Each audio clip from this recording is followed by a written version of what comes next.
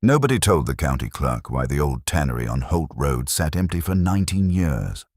They just let it sit there, back taxes unpaid, limestone walls going dark with age, and the gate rusting shut on its hinges. That is where they sent Alton Marsh, 74 years old, a mason who had built half the public buildings in the county with his own hands, when his son decided he was done with the inconvenience of having a father. Alton had 11 days of motel money and a dog, and a small clay tile his late wife had pressed her thumb into decades before. Then he went and found the tannery. What Nathan Marsh did to take that house was illegal. It took a judge and an open courtroom to say so. By the time that happened, Alton had built something that stopped people in the street. His son drove back to see it, and Alton met him at the gate and told him he could turn around. But I need to take you back to the beginning. The walls are what Alton always looked at first. Most people walk into a room and see the furniture, the light, the view from the windows. Alton Marsh walked into a room and saw the walls. He saw whether the mortar joints were consistent, whether the courses ran true, whether the corners had been plumbed with care or cut at an angle, and hoped nobody would notice. He saw the work. After 46 years as a mason, he could not stop seeing it even when he tried. He had built things in Callerwick that would outlast everyone who had ever touched them. The limestone archway over the entrance to the public library on Grant Street, 4 meters wide and precisely centered, pointed at the crown with a keystone he had carved himself and set on a cold morning in November of 1981. The granite steps of the county courthouse. 9 rises, each one slightly deeper than the one below to match the natural fall of a walking stride. A detail so small that the county engineer had never noticed it, and so precise that not one person had ever slipped on those steps in 40 years of rain and ice and winter salt. The fireplace in the old Mercer Hotel, now a reception hall, whose flue drew so cleanly that the hotel manager had never once needed a chimney sweep for 30 years. Alton had built these things with his hands. He had driven those hands hard through decades of cold mornings and heavy lifts and the particular ache that lives in the thumbs of men who have spent a lifetime gripping a trowel. He did not consider this remarkable. It was what he had done. He had done it alongside Marion, who had kept the house on Sycamore Street and raised Nathan and Deb and grown a garden that the neighbors called the prettiest on the block, and who had pressed her right thumb into a small square of clay on the afternoon Alton came home with his mason's ticket and said, "Now you are official." She had fired it in a little kiln she borrowed from a woman at her pottery class, and the tile had sat on Alton's workbench for 40 years, then on the window sill of the bedroom after he retired, then in his coat pocket on the morning they took the house. Marion had been gone for 2 years when Nathan began making calls. Alton did not understand it was happening at first. Nathan came by more often. He brought Colleen, his wife, who had a way of looking at the kitchen and the bathroom and the back porch as though she were taking inventory. They talked about estate planning, about sensible arrangements, about how much property taxes had gone up and how it made no sense for a man Alton's age to be managing a house this size on a fixed income. Nathan spoke carefully, the way a man speaks when he has rehearsed what he is going to say and decided in advance that the conversation is already settled. Alton listened. He said he was managing fine. He said the house was his and Marion's house, and he was not ready to discuss any of this. Nathan nodded and said of course, and changed the subject. Then he came back 3 weeks later and had the same conversation again. This went on for 8 months. The morning Nathan came with the paperwork, Deb was there too.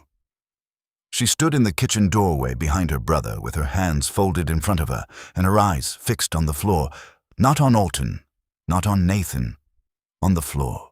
The linoleum Alton had laid himself in, 1977, pale yellow with a small blue diamond pattern, worn through to the backing near the sink where Marion had stood for 30 years, washing dishes and looking out the window at her garden.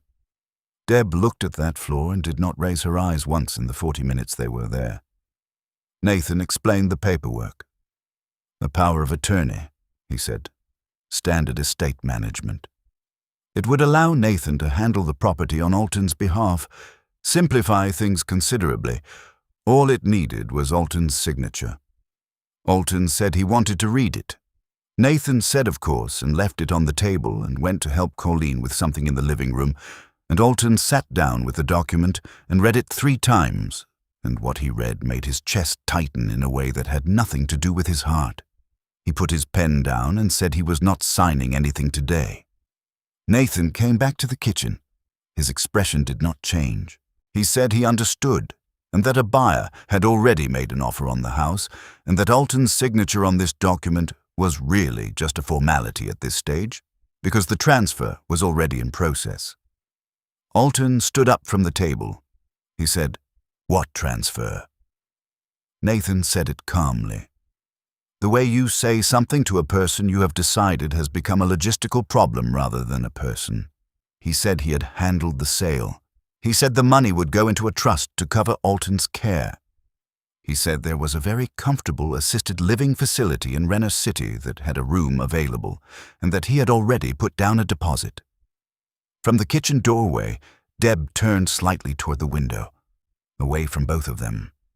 Her shoulders came up around her ears the way they had when she was 12 years old, and she knew she had done something wrong and could not make herself say so. Alton looked at his daughter's back. He picked up his bag. He called Soot from the back porch, old black dog moving slow and trusting at his heel. He took his coat from the hook by the door. He reached past Nathan to the windowsill and put Marion's tile in his coat pocket without looking at it. Nathan said nothing. He looked for just a moment at the tile going into the pocket. Something crossed his face. It was there, and then it was not. Alton walked out of his house and did not look back at it. He took a bus to a motel on the county road outside Callerwick.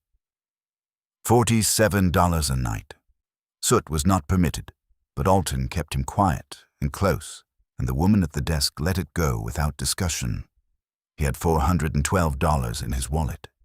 He made it last 11 days, rationing food, walking Soot in the scrub alongside the county road each morning at 6 before anyone was likely to notice a dog, calculating and recalculating what he had and what he needed and how long the numbers would hold.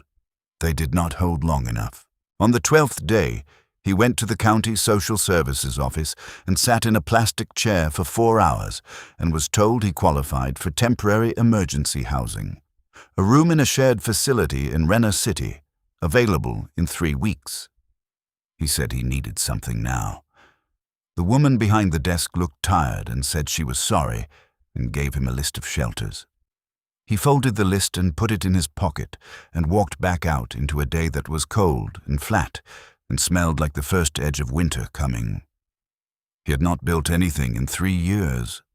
His hands knew it. They felt wrong at the ends of his arms, underused, slightly restless, the way a good tool feels when it has been sitting too long in a drawer. He had passed the tannery on Holt Road many times over the years. Everyone in Callerwick had. It was the kind of building you stopped noticing after a while, the same way you stop noticing an old injury once it stops hurting actively. Limestone walls, 2 stories on the main structure, a long lower wing that had been the curing shed, a stone courtyard with weeds growing up through the cracks in the flags. The gate had rusted into a position that was almost but not quite closed. The county tax delinquency notice had been stapled to it so long ago that the paper had rotted off the staple and only the staple remained. Alton stopped in front of it on his walk back from the social services office. Soot sat down beside him. Old dog. Patient dog. He had been wherever Alton was for 9 years and had no strong opinions about buildings. Alton looked at the walls. He could see the limestone blocks were still true. Even from the road, even through 19 years of weathering and neglect, he could see the courses running level, the corners plumb. Whoever had built this place had known what they were doing. The walls were not failing. They were waiting. The roof over the main structure had lost perhaps a third of its slates, and the window openings had no glass, and the lower wing had a section of collapsed wall on its north end, and none of that mattered. Walls that true were the foundation of everything. Everything else was work. He found the county tax office before it closed that afternoon. The delinquent amount was $4,200. Alton had $361 in his wallet. He asked the clerk if there was a payment arrangement available. She said she would have to check with her supervisor and asked him to come back in the morning. He came back in the morning. He was told a deposit of $500 would secure a payment arrangement. He said he did not have $500. He said he had $361 and a dog and 46 years of masonry work, and he was going to restore that building if someone would give him the chance to do it. The supervisor came out of her office. Her name was Lena Cord.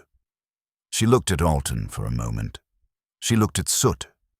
She said she had driven past that tannery her whole life and could not remember what it looked like when it was working. Alton told her. He told her about the curing vats and the stone floors and the beam joinery and the upper structure. He told her the walls were sound. She said she would need to speak with the county assessor and asked him to give her until the end of the week. He came back at the end of the week. The assessor had agreed to accept $350 as a deposit against the total balance, with monthly payments to be negotiated once Alton demonstrated active restoration work on the property. Lena Cord handed him the arrangement letter and a key and said she hoped he knew what he was doing. He said he did. He put Marion's tile in his coat pocket and drove Soot to Holt Road in a borrowed truck and opened the gate. The smell hit him first. Old tanneries have a particular smell that does not fully leave even after 19 years of emptiness, a deep mineral animal smell from the tanning liquors that had soaked into the stone floors over decades of use. Most people would have found it overwhelming. Alton had grown up near a tannery 2 counties over, and the smell did not trouble him. It smelled like a building that had been used. He walked the main structure first, Soot close at his heel. The stone floors were intact throughout. The curing vat chambers along the west wall were dry and sound, and the oak beam joinery overhead was extraordinary, the kind of work done by a craftsman who understood that a building is a living thing that needs room to move and breathe. Alton had not seen beam joinery this careful in 30 years. The collapsed section of the lower wing's north wall had taken out about 4 meters of the course. Alton crouched and picked up one of the fallen limestone blocks. Still good stone. The problem was the mortar, which had been underspecified for a north-facing wall with this much weather exposure. An original mistake, compounded over 90 years. Fixable. That night he built a fire in a salvaged steel drum he found in the curing shed, brought a sleeping bag from the motel, and lay on the stone floor of the main chamber with Soot warm against his side. The fire popped and settled. Alton took Marion's tile out of his coat pocket and held it in his palm. The thumbprint was still crisp in the clay after all these years, the whorls and ridges of her thumb preserved exactly as they had been the afternoon she pressed it in as a joke, laughing at him for making such a serious face about a piece of paper. He held the tile in the firelight and did not say anything. Soot put his chin on Alton's knee. In the morning, Alton started on the east wall. He had no mortar and no tools beyond what he had carried in the bag. He spent the first 2 days clearing debris from the courtyard and sorting the salvageable stone from the ruined and finding what materials had been left behind in the curing shed. There were bags of old lime that were no good. There were lengths of oak planking that were very good. There were 2 old iron mixing tubs that were exactly what he needed once he had something to mix. On the 3rd day, he walked to Farrell Building Supply on Commerce Street. Gus Farrell was behind the counter, a big, slow-moving man in his early 60s who had supplied materials to tradespeople in Callerwick for 30 years and had heard every variation of a hard-luck story there was. Alton did not tell him a hard-luck story. He told him what the job was and what he needed to start, and that he was buying on a tight account and paying as he went. Then he asked if he could use the mixing trough in the yard while he waited for delivery. Gus said he could and watched him from the loading dock doorway. What Gus saw was a man who had been mixing mortar for so long that the process had become something else entirely. Not a skill being performed, but a knowledge that lived in the hands. The particular angle of the hoe, the specific attention to the water addition, nothing measured, nothing counted, all of it read by some calibration that had nothing to do with thought. Gus watched Alton test the consistency with his knuckle, adjust without hesitation, and run the trowel along the top of the mix with one motion that left it perfectly flat. Then Alton looked up and caught Gus watching and said nothing. Gus came down off the loading dock. He said, "How long have you been doing this?" Alton said, 46 years. Gus looked at the trough. He said, "Your mortar is better than anything my guys have mixed in the last decade." He extended his hand. He said, "You have an account here for as long as you need it." That was how it started. Not with sympathy, with recognition. Alton knew the difference, and it mattered very much. The account gave him access to materials. The materials gave him the east wall. He repointed the entire face over 4 days, working from scaffolding made from the oak planking and a pair of old sawhorses in cold November air that dried the mortar too fast if he was not careful. He worked in short sections, keeping the fresh mortar under damp cloth until he was ready to tool it, a discipline so ingrained he did it without thinking. When he was finished, the east wall of the old Callerwick tannery was as tight and true as the day it had been built. Probably tighter, the original mortar having been a lime specification better suited to an interior application. He stood back and looked at it in the afternoon light. The limestone blocks caught the low November sun along their faces, and the joints were clean and even and precise in the way that only comes from a hand that has done this 10,000 times before. He stood there for a long while. What he felt was not precisely pride. Pride implies something to prove. He had not been proving anything. He had been doing what he knew how to do, in the same focused quiet in which he had always done it, and the result was the wall. And the wall was correct, and there was a satisfaction in that which had no name he had ever tried to give it. It was the satisfaction Marion had known he felt, which was why she had made the tile in the first place. "Now you are official," she had said, and she had not meant the ticket. She had meant the look on his face when the work was right. Word moved the way it does in a small place. Not through any organized channel or announced effort. Through the woman who ran the post office telling the woman who cleaned the church. Through a man stopping his truck on Holt Road to watch a moment before driving on. Through Gus Farrell mentioning it without particular emphasis to 3 people who each mentioned it to 3 more. A retired plumber named Scott showed up one Saturday morning with pipe fittings and a thermos of coffee, and said he had heard there was work to do. Alton showed him where the old water line came in under the north wall and what needed doing, and Scott got down on his knees without further discussion. The wife of the man who owned the hardware store on Main Street arrived the following Tuesday with a casserole and left it on the stone windowsill without knocking because she could hear Alton was busy inside. An electrician named Wes said he would wire the main structure for the cost of materials if Alton could use salvaged conduit. Alton worked from first light to the edge of dark, 7 days, and soot moved through the space behind him like a slow, satisfied shadow. He did not think about Nathan every day, but Nathan was there the way a wound is there, present in the background of everything, surfacing at particular moments. When he lifted a heavy stone and felt the specific loneliness of lifting it without anyone to call to for a hand. When he sat on the edge of the stone floor at the end of a day and there was no one to tell about the day. When he drove past Sycamore Street once by accident and saw that the garden Marion had kept was already beginning to go to waste. Nathan had not bothered to water it. The dahlias were dead. Alton drove home to the tannery and went to work on the lower wing and did not drive down Sycamore Street again. He had been at the tannery for 6 weeks when Wren arrived. He heard a car engine from inside the main structure one morning and went to the gate. A small red car was parked on the road outside, an old model with a cracked taillight, and a young woman was sitting on the ground with her back against the rear tire, her knees drawn up as far as they could go given the size of her belly.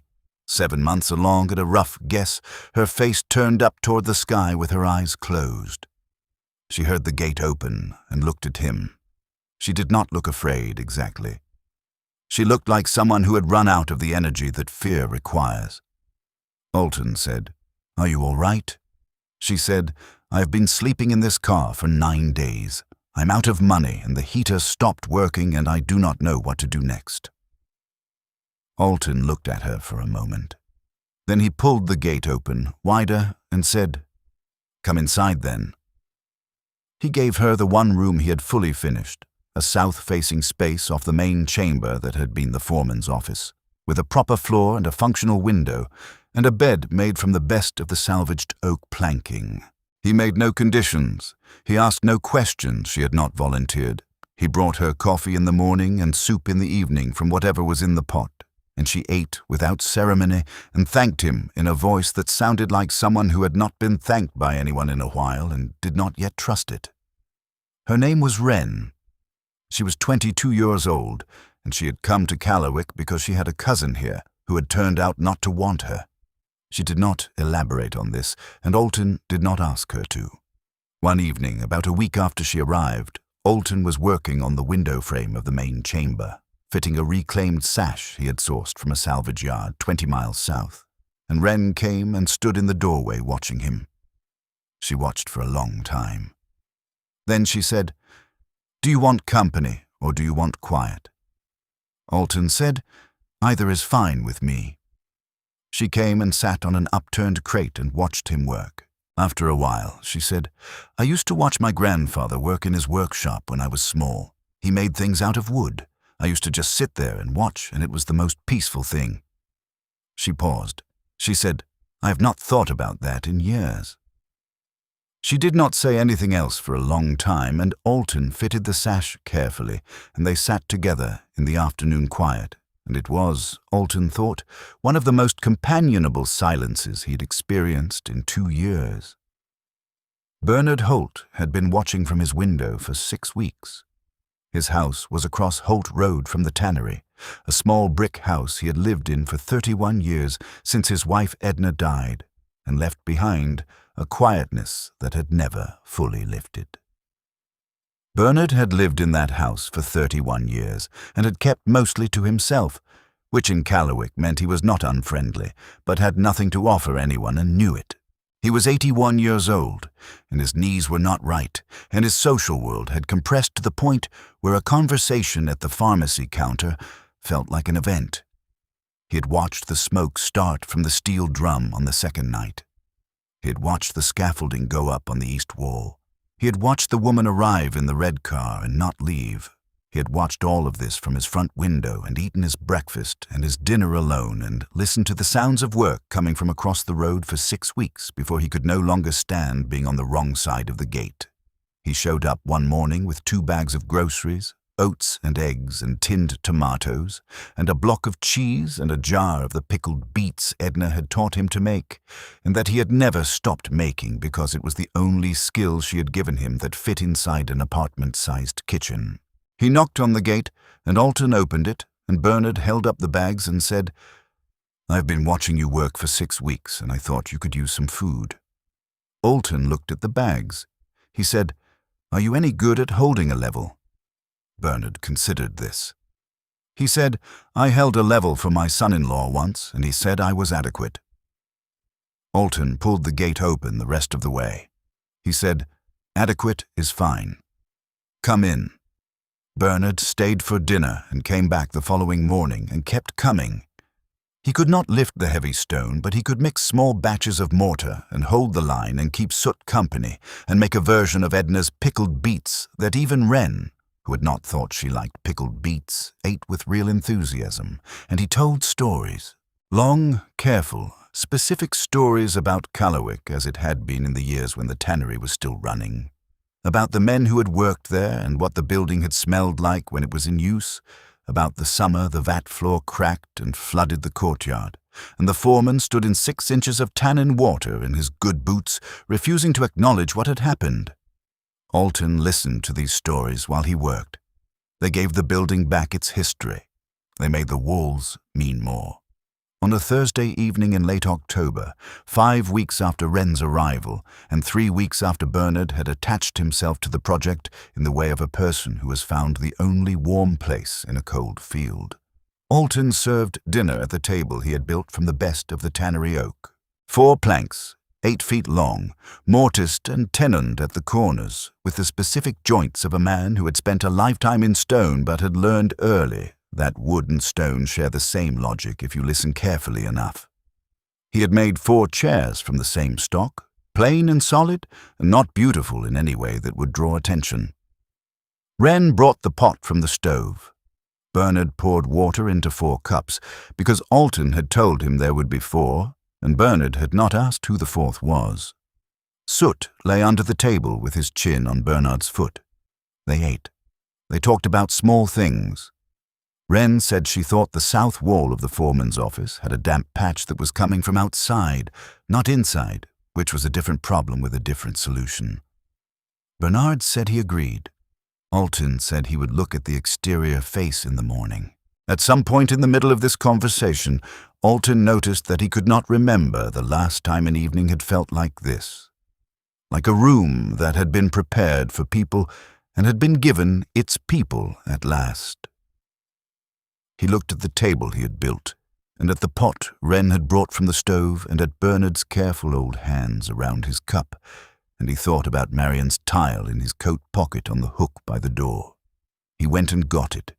He set it on the table between the cups, where the light from the lamp above fell on it, and the clay caught the light the way clay does, warm and particular, and Marian's thumbprint sat in the center of it, unchanged and unchanging.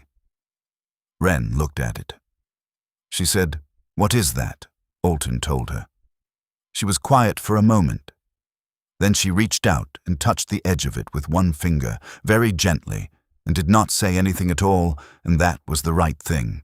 If you have made it this far into Alton's story, hit subscribe, because what happens next is the part I have been waiting to tell you. The condemnation notice arrived on the 2nd of November. A county code enforcement officer named Ratch delivered it to the gate on a Tuesday morning and handed it to Alton with the expression of a man who knows he is performing an unpleasant task and has made his peace with it. The notice cited 17 deficiencies, everything from structural compliance to sanitation to egress, and gave 60 days to address all of them before the property would be condemned and cleared. Alton read the notice once. He folded it. He put it in his pocket. Then he went and found Gus Farrell. Gus read the notice at his counter and then read it again. He said, "This is a lot of points." Alton said, "Yes." Gus said, "Which ones are actually a problem?" Alton told him, specifically and without embellishment, which of the 17 deficiencies were real and which were standard code language applied to a building that the inspector had assessed without entering. 3 were real. 14 were not or were easily addressed. Gus said, "All right then." Over the following 4 weeks, Alton addressed the 14 addressable deficiencies with help from Gus's crew and the retired tradespeople who had been showing up since the east wall. Scott the plumber handled sanitation. Wes the electrician brought the wiring into compliance. 3 men from Gus's supply drove out on a Saturday and helped pour the one section of concrete floor the egress code required. Wren, who had studied 2 years of environmental science before the money ran out, researched the ventilation specifications and drew diagrams that were more precise than anything Alton could have produced from memory alone. Bernard made beet sandwiches and brought them out to the courtyard at noon, and nobody complained. The 3 genuine structural deficiencies required Alton alone: the east wall extension, the lintel over the main entrance, and the reinforcement of the second-floor beam joinery at the north end. He worked these in sequence across 3 weeks, in cold weather, in the specific and absolute focus of a man who has spent his life understanding that the difference between a wall that stands and a wall that fails is rarely dramatic. It is almost always a question of patience and attention. The inspector arrived on a Thursday morning in the 3rd week of December. His name was Calder, and he had the manner of a man who expected to be arguing with someone before the day was out. He came through the gate with his clipboard and his camera, and he walked the property systematically, and he did not say a great deal. He spent a long time under the beam joinery at the north end of the second floor. He tapped the oak with his knuckle. He looked along the line of the beams. He set his level on the main binder and watched the bubble for a while. He came back down to the courtyard where Alton was waiting. He said, "These beams have been repegged at the tenons." Alton said, "Yes." Calder said, "Traditional draw boring?" Alton said, "Yes." Calder looked at his clipboard. He said, "Who trained you?" Alton said, "A man named Willis Pratt in 1967. He was from a building tradition that treated joinery as a form of structural honesty. He believed a joint that moved was a joint that was working. I agreed with him then, and I agree with him now." Calder was quiet for a moment. Then he said, "I trained as an engineer, and I have inspected buildings for 22 years, and I am not entirely sure I have seen traditional drawboard beam joinery in a working restoration context before." He paused. He said, "I came here expecting to issue a closure order." Alton said nothing. Calder said, "I'm not going to do that." He signed the compliance certificate at the gate and handed it to Alton and said, "Whoever told you this building was not worth saving was wrong." He had no idea how specifically correct he was. The story of the compliance inspection moved through Callerwick the way any story moves through a small town, which is to say it moved faster and with more detail than anyone who had not been present could fully account for. A local reporter named Lace wrote a piece for the Callerwick Courier that ran on the front page under the headline, "Mason Restores 19th Century Tannery Against Odds." The piece was 800 words, and it included a photograph of Alton standing in the doorway of the main chamber with soot at his heel. Not posing, just standing there looking at something outside the frame, and it was a photograph that looked so entirely right that 3 people clipped it from the paper and kept it. The piece was picked up by the Regional Wire. It ran in 4 other county papers. A producer at a public radio station called and asked if Alton would speak on a program about rural preservation. He declined. A historic preservation non-profit called and asked if they could visit the property and discuss resources. He said they were welcome. It was the historic preservation non-profit's visit that brought a local property attorney named Dwight Cass out to Holt Road. Dwight had represented the non-profit on a previous matter and had come along out of interest and because he was the kind of attorney who followed his curiosity into situations that other attorneys would have regarded as adjacent to their fee structure. He walked the building with the non-profit's director and asked Alton a number of questions and was told the answer to each one with the particular directness of a man who has spent a lifetime in trades where precision of language is a form of courtesy. At the end of the tour, standing in the courtyard with his hands in his pockets, Dwight said, "Can I ask you something that is not about the building?" Alton said he could. Dwight said, "How did you come to own this property when you had no liquid assets?" Alton told him. The full account, from the morning Nathan came with the paperwork to the bus ride to the motel to the $350. Dwight listened without interrupting.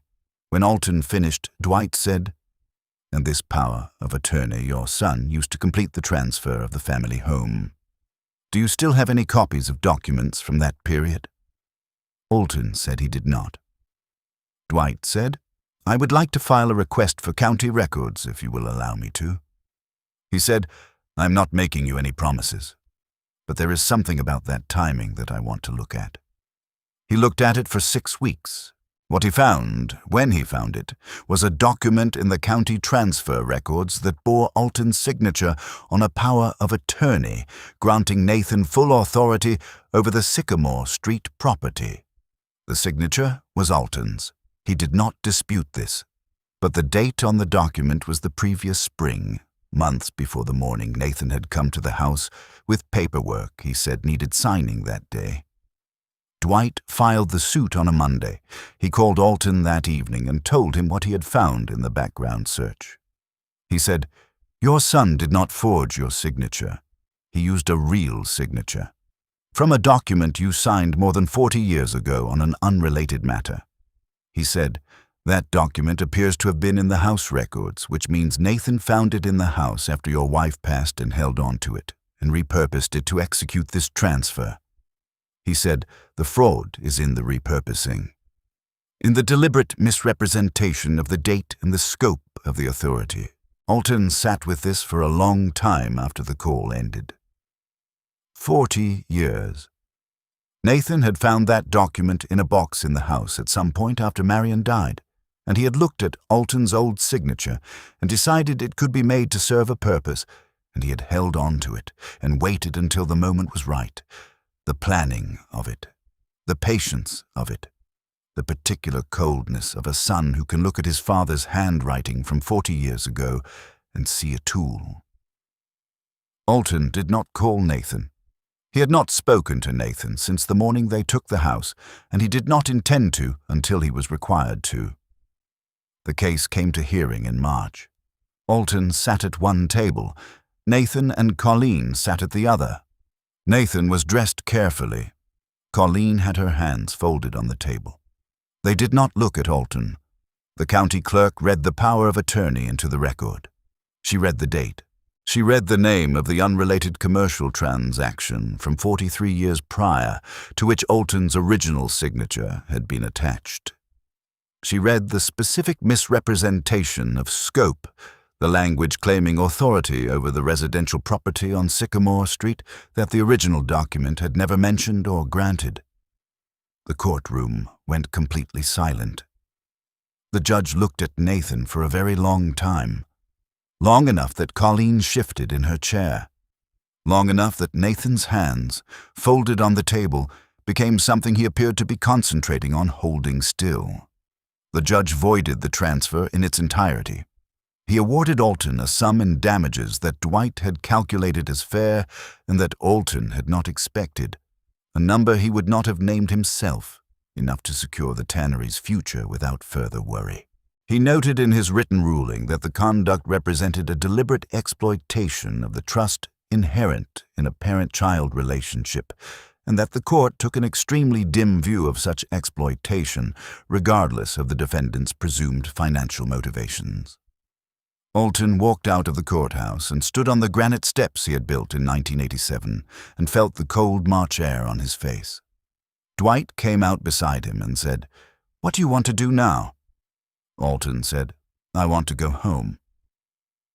Dwight shook his hand, and Alton drove back to Holt Road.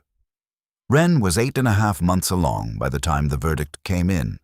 She had taken the south room adjacent to the main chamber and set it up with the particular care of someone making a space not just for herself, but for a person who did not yet exist. She had painted the interior walls a warm, pale yellow that she mixed herself from pigment and lime wash that Alton showed her how to combine. And she had asked Bernard to help her hang a mobile she had made from pieces of salvaged copper wire bent into shapes that were almost but not quite recognizable as birds. Nathan came to the tannery 14 days after the verdict. He drove up in his car and parked on Holt Road and came to the gate. Alton heard the car and came out to the courtyard and walked to the gate and stood on his side of it. Nathan looked at the building. He looked at the courtyard. He looked at Alton. He said, "I thought maybe we could talk." Alton said, "You can hear me from there." Nathan said, "I made mistakes." Alton looked at him for a moment. Then he said, "You took my house. You took it using a piece of paper I signed when your mother was still young. You knew what you were doing and you planned it and you waited for the right time." He said, "I want you to understand that I am not angry about this anymore. I was for a long time. I worked myself past it over a winter and I'm not going back to it." He said, "But I need you to know what it felt like to ride a bus away from my house with my dog in my coat and your mother's tile in my pocket. I need you to know that and I need you to sit with it because I am not going to repeat it." Nathan said nothing. Alton said, "You can come back when you are ready to account for it. Not before." He closed the gate. He stood in the courtyard and listened to Nathan's car start and pull away, and he did not feel victorious. He felt precise, like a joint that had finally been seated properly after a long time of being slightly off. Deb wrote a letter that arrived 10 days later. It was 2 pages, handwritten, and it said a number of things that Alton read twice, sitting at the oak table in the evening with soot at his feet. It said she had been ashamed of herself since the morning she stood in the kitchen looking at the floor. It said she did not expect Alton to forgive her on any particular schedule. It said she would like to come and see what he had built, if he would allow it, because she had read about it in the paper, and she had cried in her car in a parking lot when she read the photograph caption and could not fully explain why. Alton called her. The conversation was short and not easy. He told her what her silence had felt like, specifically, and she listened and did not try to redirect or soften it. He said, "You can come." He said, "It will take time." She said she understood. He believed she did.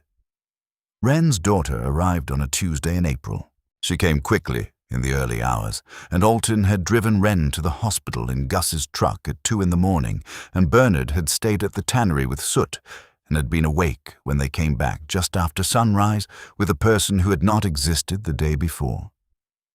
The baby was small and dark-haired and looked at everything with the focused attention of someone determined to understand her situation as quickly as possible. Wren named her Rosie and said she had no particular reason for this except that it was the name that had been waiting in her head the whole pregnancy, and she was not going to fight it. Alton held Rosie for a few minutes on the morning they came home. She gripped his thumb. He looked down at her and thought about the specific continuity of the human hand. How many hands had touched the limestone of this building over 100 and some years? How many hands had been held in other hands in rooms that had not yet been built when those first hands were at work? He went to the south window of the main chamber and set Marian's tile on the sill where the morning came in. The light fell across the clay, the way light falls across good stone, finding the texture, settling into the surface. The thumbprint caught it and held it. Bernard came and stood beside him, and they looked at the tile together without speaking, and Soot leaned against Alton's leg, and the morning came in through the clean glass of the window Alton had fitted in November. 6 months after the verdict, a young man appeared at the gate on a grey afternoon in October. He was perhaps 20, thin, wearing a coat that was inadequate for the weather, with a bag over one shoulder and no car on the road behind him. He stood at the gate and looked in at the courtyard, and did not knock. He just stood there with the look of someone who has been told too many times that what they need is not available here. Alton came to the gate. He looked at the young man. The young man looked at him. Alton pulled the gate open. He said, "Come inside. There is soup on, and you look like you need some." The young man came in. He did not say where he had come from or where he had been going. He sat at the oak table, and Wren brought him soup, and Bernard poured him water, and Soot came and lay on his feet as if this was always the arrangement. Rosie was in the sling on Wren's chest, and she looked at the young man with her focused dark eyes. And the young man looked back at her, and something in his face changed, just slightly, the way a window changes when the light behind it comes on. Alton sat at the table with them and thought about the morning he had come to Callerwick, with his bag and his dog, and the tile in his coat pocket and not much else, and about the particular mercy of a gate that opens when you need it to. He set the tile on the sill where the morning came in, and Marian's thumbprint was still there, holding the light. I want to know how this story sat with you. Whatever you felt listening to it, share it in the comments below. There is no wrong answer, and there is no right way to have received what Alton went through. We are all reading the same situation through different lenses, and that is what makes this conversation worth having.